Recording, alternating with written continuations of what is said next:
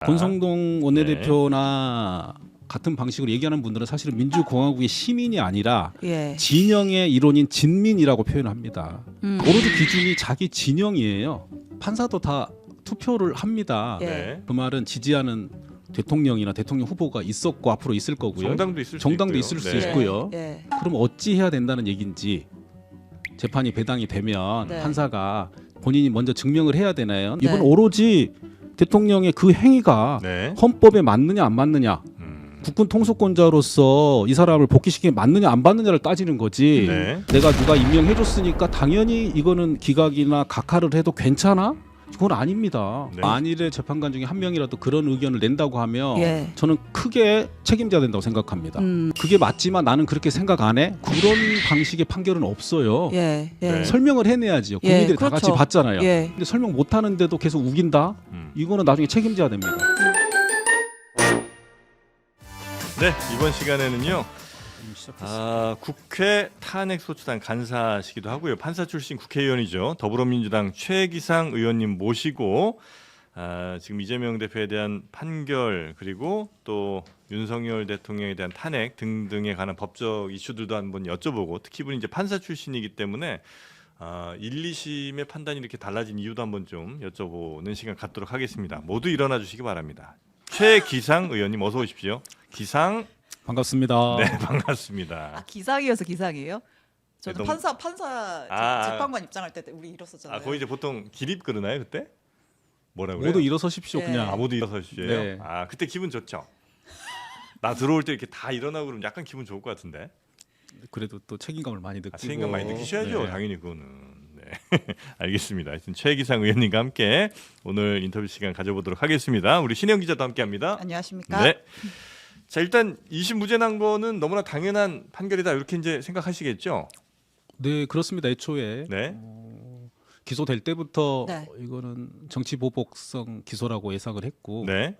1심 과정에서 다 충분히 무죄를 증명을 했다고 예상을 했는데 1심 판결이 너무 뜻밖이라 네. 그리고 이후에 1심에서 낸 설명 자료나 보도 자료를 봤을 때도 전혀 그 자체가 납득이 안 됐어요. 그래서 이제 서울 고등법원에 가면 우리 판사님들이 다 20년 넘는 네. 경력을 가진 세 분이 재판을 하니 네. 2심에서는 아주 상식적이면서도 합리적인 판결이 날 거라고 기대를 했고요. 네.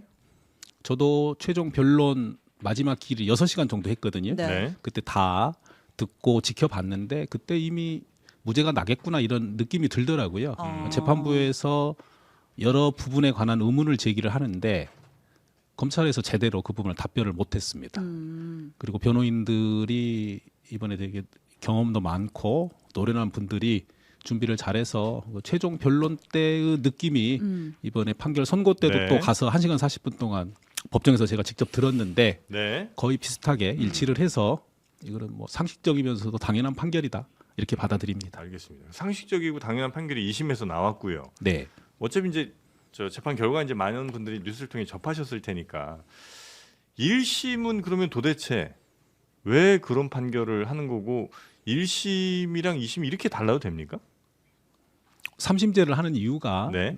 뭐 1심과 2심이 다를 수도 있고 또 3심도 다를 수도 있다는 걸 전제로 하는 거니까요. 네. 그리고 또 당시까지 나와 있는 증거가 또 다를 수도 있고 뭐 변론의 내용이 다를 수도 있기 때문에 네. 뭐 판결 결과는 다를 수도 있다고 생각하는데요. 네. 다만 그 판결문이 국민들이 누가 보시더라도 이해가 된다, 납득할 만하다라고 돼야 되는데 1심 판결문은 사실 그렇지 못했어요.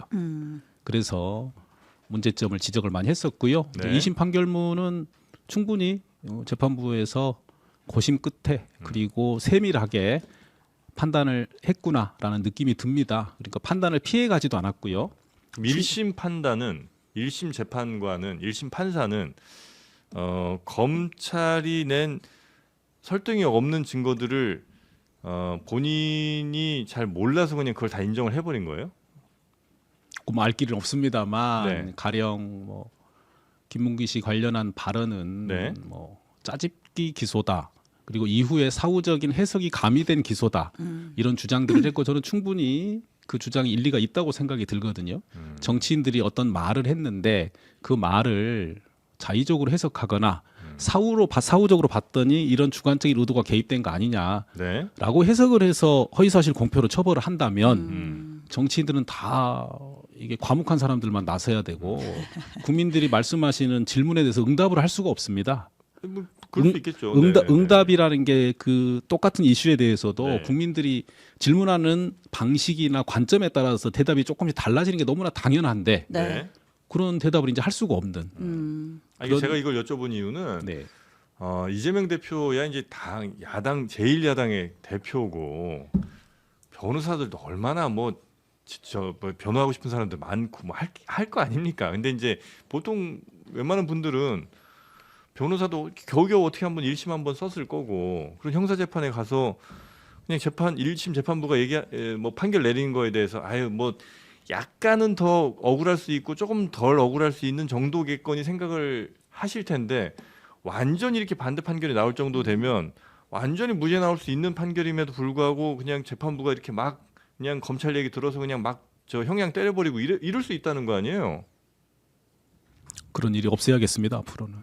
그러니까 이재명 대표의 없어야겠죠. 사건과는 별개로 네. 일반 국민의 입장에서는 사실 이 사건도 그렇잖아요. 1, 2심에서 추가된 증거 같은 게 많지 않고 굉장히 명확한 발언을 가지고 해석하는 사건이었고 적용된 법리도 공직선거법상 허위사실 유포 하나였고 이제 그런데 같은 법리와 같은 증거를 가지고 1심, 2심이 이렇게 달라지면 너무나 많이 달라졌으니까 심지어 실형이 나왔다가 무죄가 나왔기 때문에 이게 만약에 내 재판이었다라고 생각한다면 사법부를 신뢰할 수 있을까?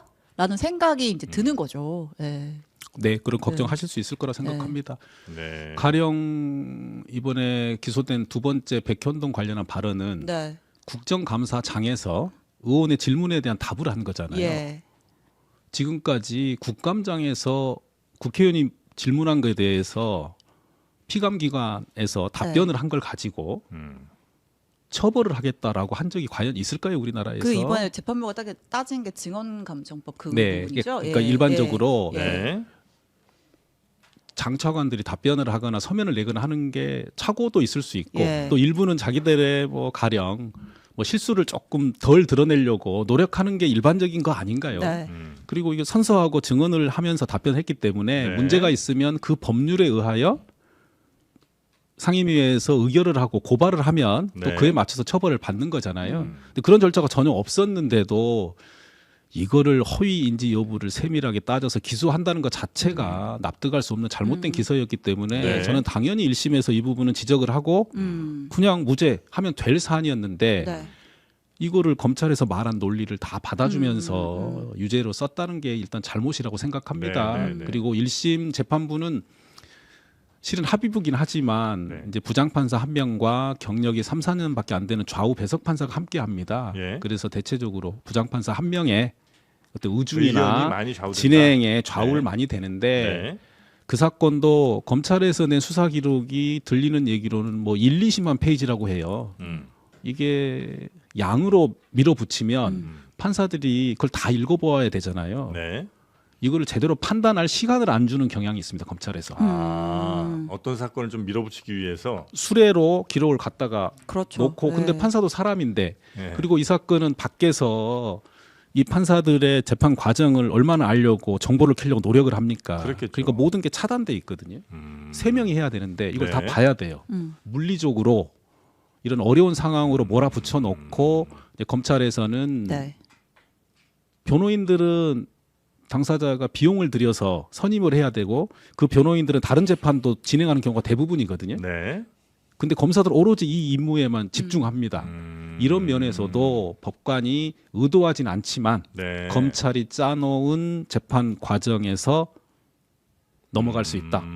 속았수다 이렇게 될 가능성이 있어서 싹 그런 써봤습니까? 우려를 했는데 네, 네. 그런 우려가 현실로 드러났다. 근데 아. 다행히 1심에서는 고등법원 그랬고. 네. 판사들은 그걸 바로 잡아줬다. 그러지 않을 거라고 저는 기도를 했거든요. 예, 왜냐하면 20 몇 년 동안 단련된 분들이라 네. 검찰이 어떤 방식으로 판사들을 속이는지를 알고 있습니다. 어. 그래서 법정에서 마지막 재판 6시간을 봤더니 그 네. 지점을 잘 지적을 하는데 네. 검사들이 전혀 납득할 만한 네. 설명을 못 하더라고요. 네. 그래서 저도 네. 그렇게 이해를 했고 우리 이 대표 변호인들도 그 느낌을 갖더라고요. 검찰이 그럼 노리는 사건은 그렇게 할 수도 있어요?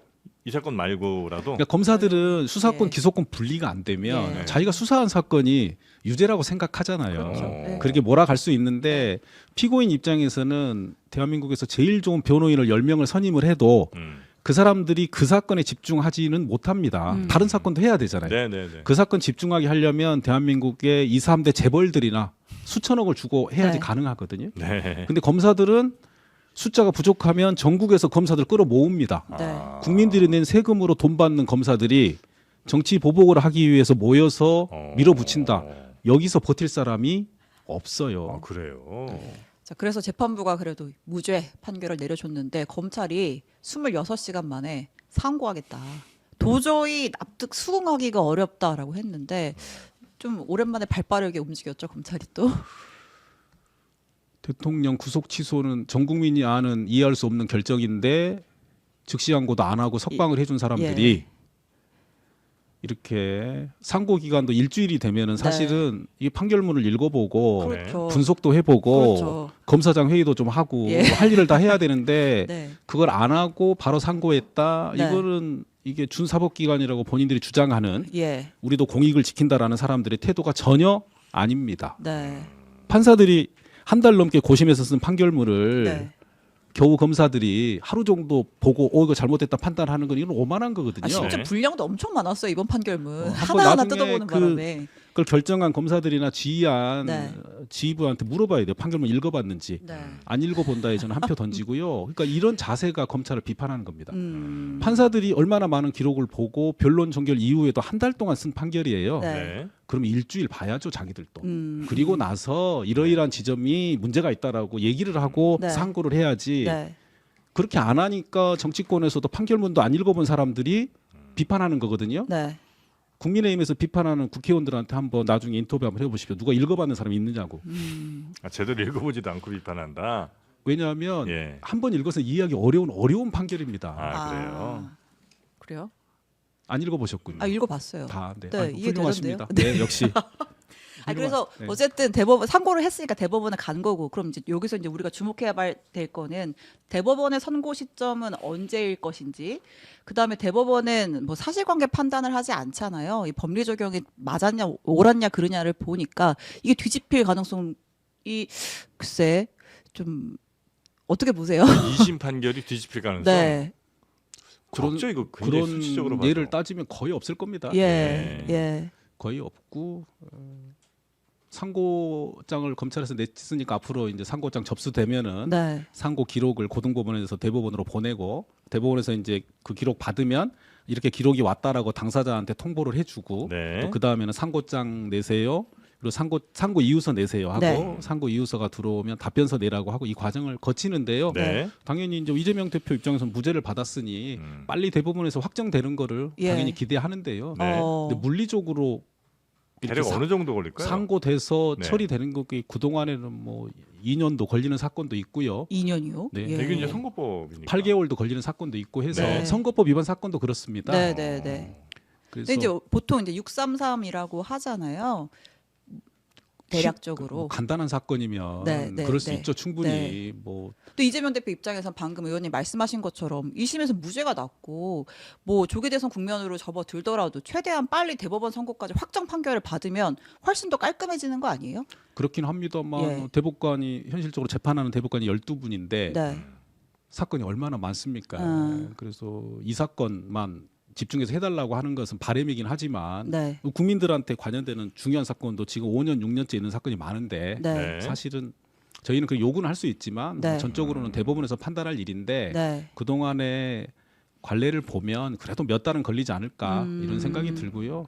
근데 또 대통령이 나중에 당선이 된 이후에는 현실적으로 재판이 중단될 가능성이 높아서 헌법 네. 84조. 그 예. 부분이 조금 아쉽긴 하죠. 빨리 무죄가 판결이 확정되면 네. 선거 기간 동안에라도 별 논란이 없을 텐데. 네, 네, 네. 알겠습니다. 여튼 이제 대통령 선거 아마 조기 대선이 이제 치러질 거라고 가정을 한다면 네. 이재명 대표가 대선 출마하고 뭐 그 이후로 쭉 활동하는 데 있어서 큰 걸림돌은 이제 없다고 아마 당에서도 판단을 하시겠죠? 네, 그렇습니다. 네. 뭐 너무 명쾌하게 납득하기 어려운 기소에 대해서 법원이 정확한 판결을 했기 때문에 아무 문제가 없다 네. 이렇게 생각합니다. 아 근데 이제 매번 이제 주요 정치인들에 대한 이 선고가 나올 때마다 늘 이제 색깔론 같은 게 등장을 하는데 지양하자고 하면서도 꼭 본인들한테 좀 불리한 판결이 나오면 꼭 등장을 하는 이 색깔론. 그러니까 권성동 원내대표가 이재명 대표 선고 하루 전날에는 결과에 대해서 승복하겠다고 얘기하십시오라고 했다가 결과가 나왔더니 법원이 결정적 고비마다 이해할 수 없는 논리로 이재명을 살려주고 있다. 이재명 항소심 주심 판사도 우리법 연구회 내지 국제인권법 연구회 소속이다. 문제가 있다 판사들. 네. 이런 우리법 얘기- 연구회 출신으로서 이거 아, 어떠십니까? 윤 대통령 구속 취소한 재판에 대해서는 뭐라고 했는지 네. 네, 네. 그분도 우리법 연구회 소속. 아니죠. 뭐, 네. 네. 그러니까 기본적으로 판사도 다 투표를 합니다. 예. 네. 판사 열심히 투표하지요. 예. 그 말은 지지하는 대통령이나 대통령 후보가 있었고 앞으로 있을 거고요. 정당도 있을 수 정당도 있고요. 있을 수 네. 있고요. 예.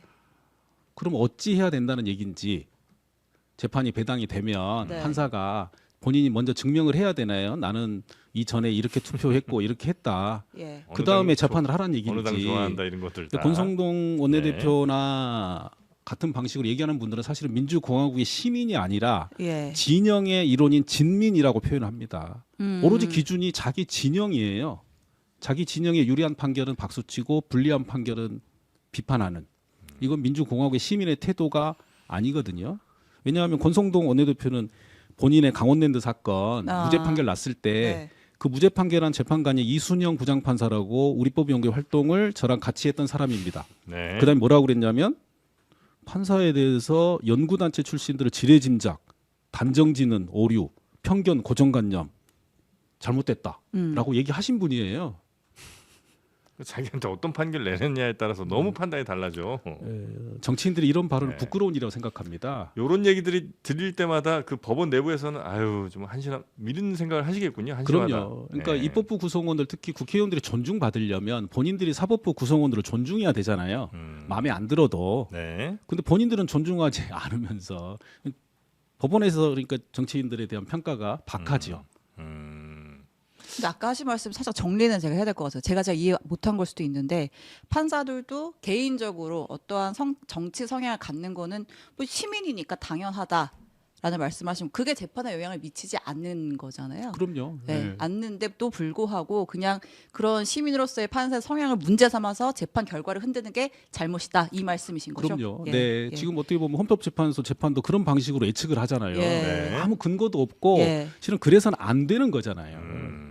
오히려. 근데 자꾸 네. 그렇게 하는 것은 그렇게 판단을 해도 괜찮다라고 사회가 용인을 해주는 겁니다. 아. 당신들은 보수적인 재판관이니까 예. 이렇게 할 수도 있어. 근데 그게 아니죠. 이건 네. 오로지 대통령의 그 행위가 네. 헌법에 맞느냐 안 맞느냐, 국군 통수권자로서 이 사람을 복귀시키게 맞느냐 안 맞느냐를 따지는 거지. 네. 평소에 내가 어느 정당을 지지했으니까 내가 누가 임명해줬으니까 당연히 이거는 기각이나 각하를 해도 괜찮아? 그건 아닙니다. 네, 아주 네, 잘못된 판단이에요. 그런데 이제 아마 헌재 얘기가 좀 나와서 그런데 대체로 이제 성향을 분류는 하잖아요. 언론이나 뭐 이런 데서. 뭐 누가 임명을 했고 예. 뭐 누가 추천을 했고 그럼 이제 예. 그 어떤 헌재에 뭔가 올라갔을 때도 대체로 보수 성향 판사들이라고 분류되는 분들은 이제 예측되는 판결 내지는 그런 의견을 내는 경우가 좀 많고 또 반대에 계신 분들은 또 반대 예측이 좀 가능한 얘기를 하시는 경우가 많은 것 같아서 그래서 또 분류를 하고 그렇게 예측을 우리가 하는 거 아닐까 싶기는 한데요. 이 사건은 그런 사건이 아니잖아요. 아, 비상계엄 사유가 없는데 비상계엄을 했다는 건 전 국민이 다 압니다. 네. 헌법 위반이에요. 네네네. 군대를 동원을 해서 국회에 보냈어요. 이것도 사실이고 헌법 위반이에요. 포고령 내용 중에 국회와 지방의 활동을 못하게 하는 내용이 있는데 이것도 헌법 위반입니다. 네. 그러면 보수적인 가치를 가진 사람들이 이거를 왜 문제가 안 된다고 하는지를 우리는 얘기를 해야 되잖아요. 얘기를 못 한다니까요. 이걸 어떻게 얘기를 합니까? 네. 해도 된다는 뜻이잖아요. 결국은 그 말은 비상계엄을 또 해도 된다? 그게 보수적인 가치하고 맞나요? 안 맞아요. 네. 보수적인 가치는 헌법을 지키고 네. 군인을 국군 통수권자로서 국민을 지키는 데 써야지 그렇게 안 썼잖아요. 네. 이건 보수적인 가치하고 관련이 없는 영역인데 그래서 많은 분들이 이 내 법조인이라면 기각 판결문을 쓸래야 쓸 못 수가 써요. 없을 것이다. 맞습니다. 너무나 명확하기 때문에 그래서 전원일치 판결이 날 것이고 빨리 날 것이다. 라고 전문가들도 예측하고 많은 국민들도 예측을 했는데 지금 선고가 안 나잖아요. 그러니까 안 나는데 예. 만일에 재판관 중에 한 명이라도 그런 의견을 낸다고 하면 예. 저는 크게 책임져야 된다고 생각합니다. 그게 맞지만 나는 그렇게 생각 안 해. 그런 방식의 판결은 없어요. 예. 그런 방식의 판결은 예. 설명을 해내야지요. 예, 국민들이 다 같이 그렇죠. 봤잖아요. 예. 왜 그런지. 근데 설명 못 하는데도 계속 우긴다. 이거는 나중에 책임져야 됩니다. 사안은 좀 다르겠습니다만 한덕수 저 탄핵 기각에서도 보면 위헌, 그러니까 마흔역 임명하지 않는 건 위헌이라고 다 이제 본 거 아니에요. 그러니까 헌법 위반이다. 네. 그렇죠. 예, 네, 헌법 위반이라고 봤는데 그런데 이거는 뭐 탄핵될 정도 아니다 이렇게 이제 판단하신 분이 계시잖아요. 네 분이나 그랬죠. 그랬을 예. 수 있죠. 뭐 이게 징계 재판이니까 예. 네, 그건 어떤- 그럴 수 있어요. 어떤 사람이 네. 뭐 공무원이 음주운전을 했는데 뭐 본인이 음주운전하는 경위가 아이가 밤에 너무 아파서 병원에 데리고 가려고 어쩔 수 없이 했다.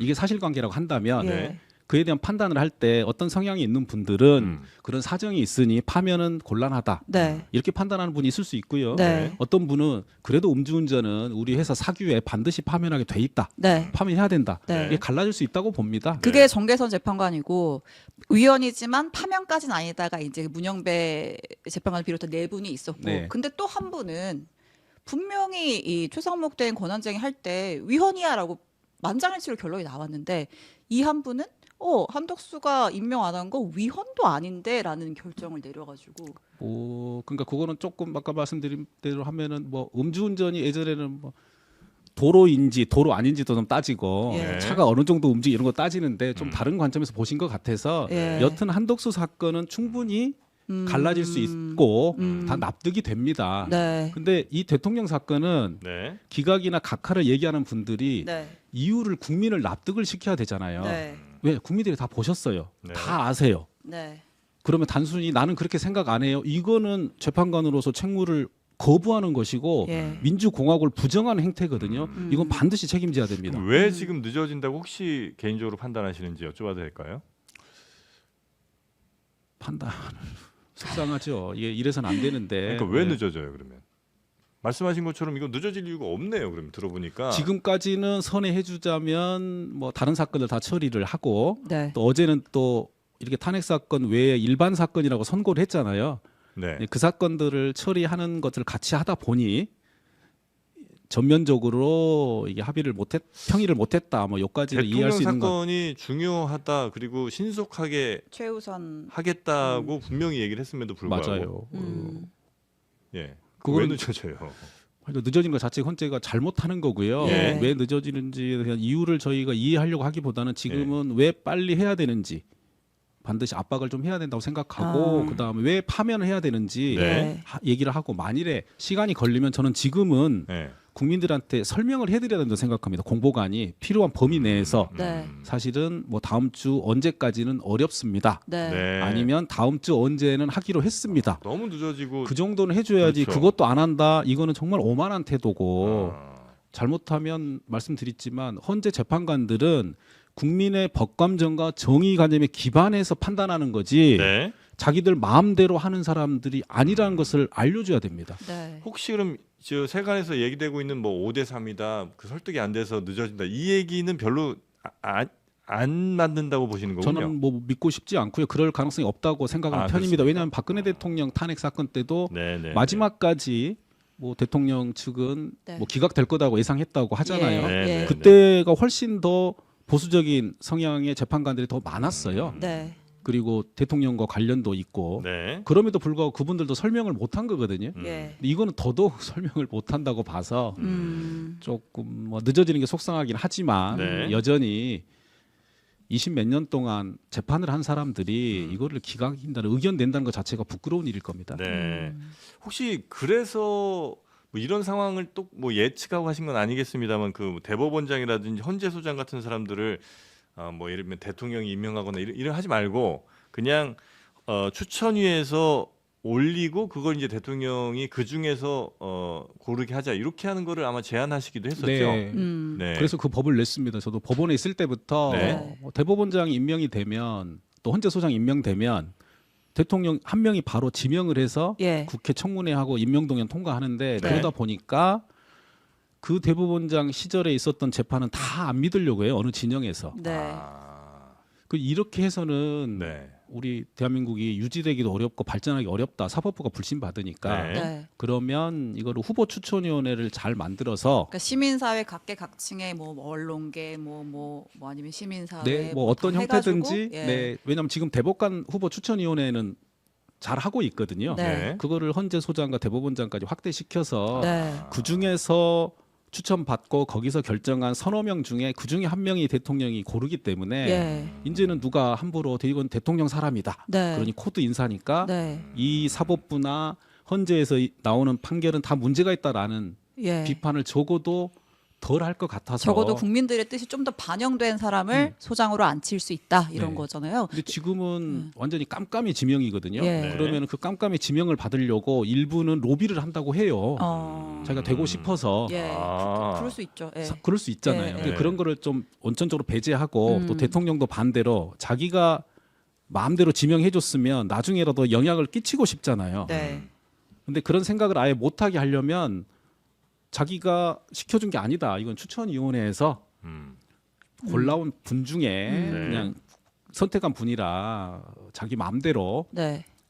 지명한 분이 아니니까 영향을 미치려는 것도 좀 덜 할 것 같아서 네. 법안을 내놨습니다. 이 네. 법안 발의하신 게 2023년으로 제가 알고 있는데 한 번 했다가 네. 네, 그때는 좀 국민의힘에서 욕도 많이 먹고 위헌 많이 소지가 해서 있다 막 이러면서 근데 참 억울했던 게 예. 지금 국회 도서관장을 하는 황정근 네. 변호사란 분이 네. 이제 국민의힘 예, 소속된 예. 분이 그분도 과거 똑같은 제안을 하셨어요. 아, 그리고 윤석열 대통령 후보 시절에 네. 그 밑에 있는 사법개혁 관련한 위원회에서 이 공약을 내려고 했다가 네. 네.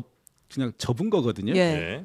그러니까 다들 동의하는 내용들인 거죠. 아. 예, 예. 자기네들이 야당이 됐을 때 일방적으로 대통령이 지명한 대법원장과 헌재 소장으로 인하여 음흠. 생길 수 있는 우려를 바꾸고 싶어 했어요. 네, 네. 네, 네. 근데 이제 여당만 되면 예. 마음대로 임명하고 싶잖아요. 이 법안은 지금 살아 있어요? 계류 중인 그 새로 거예요? 냈습니다. 아 새로 이번에 네, 새로 내셨어요? 다시 냈습니다. 아 음. 그럼 이제 여러 가지 여건상 과거에보다 훨씬 더 지금 많은 호응을 받을 수 있는 그런 상황이라고 좀 보시겠네요. 그러면 이제 혹시 또 저희 당원들이 싫어하실 수도 있겠네요.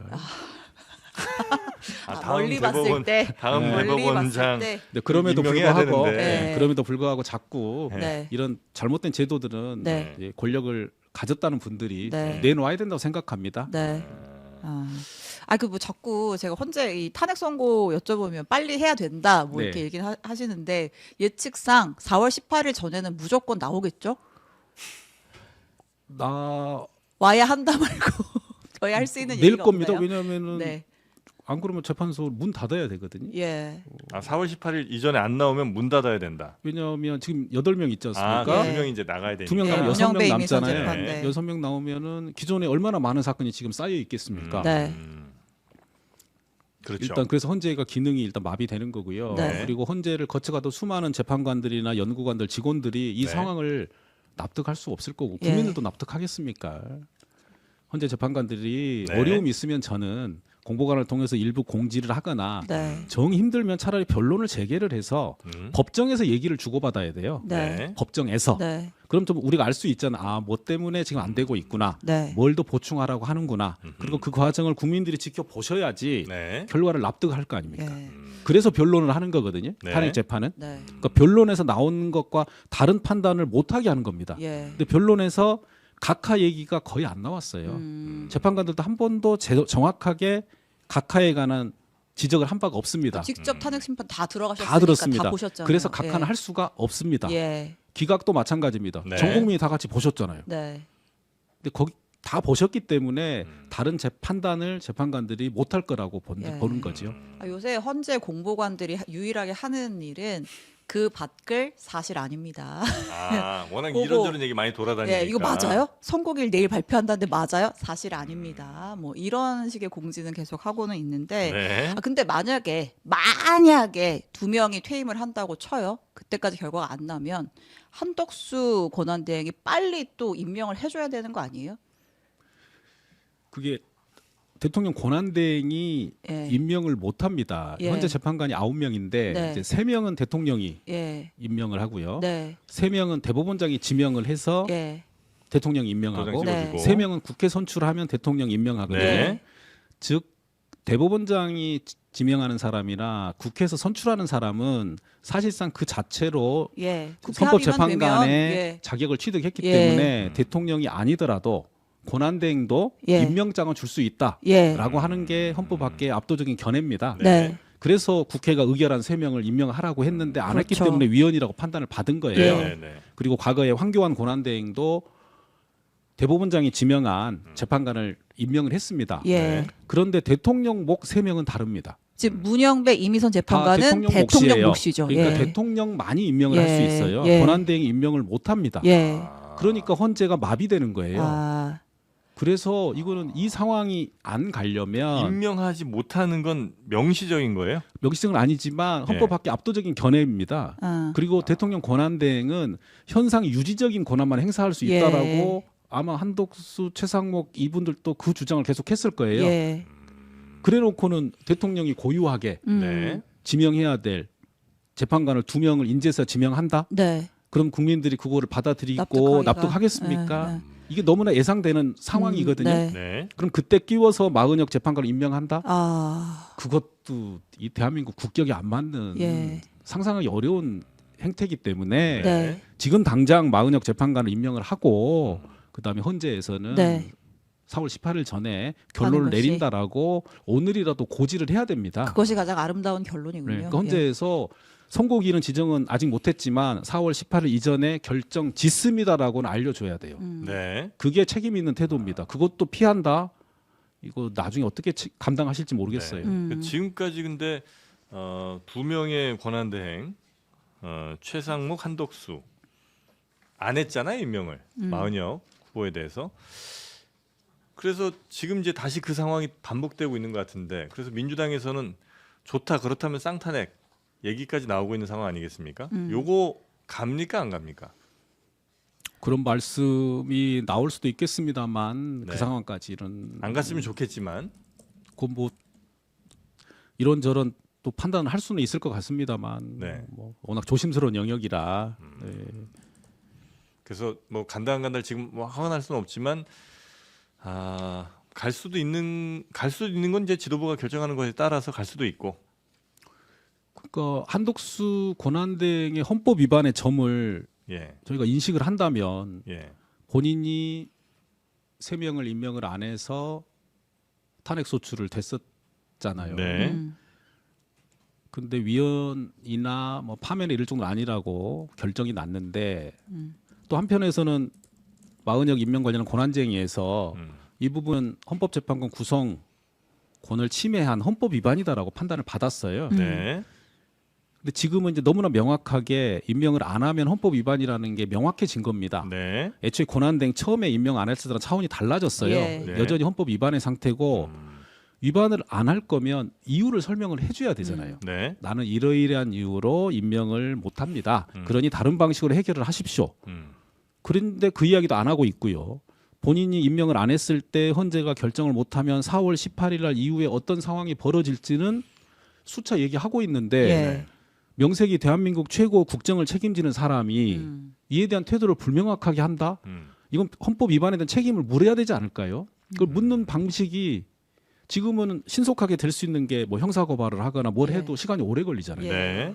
탄핵을 해서라도 그 책임을 묻고 임명을 하도록 강제할 수 있는 방법밖에 없으면 재차할 수밖에 없지 않을까요? 이거는 그 외에는 방법이 없는데 어떡합니까? 재탄핵을 하는 것 말고는 민주당이 할 수 있는 방법이 없다. 민주당의 영역이 아니고 국회의 국회에서 영역입니다. 할 수 있는 방법이 그거밖에 없다. 국민들이 보시기에도 그러지 않을까요? 예. 지금 한덕수 총리에 대해서 뭘 할 수 있습니까? 그 방법 외에는 그 다음 주자들은 임명을 잘 할까요?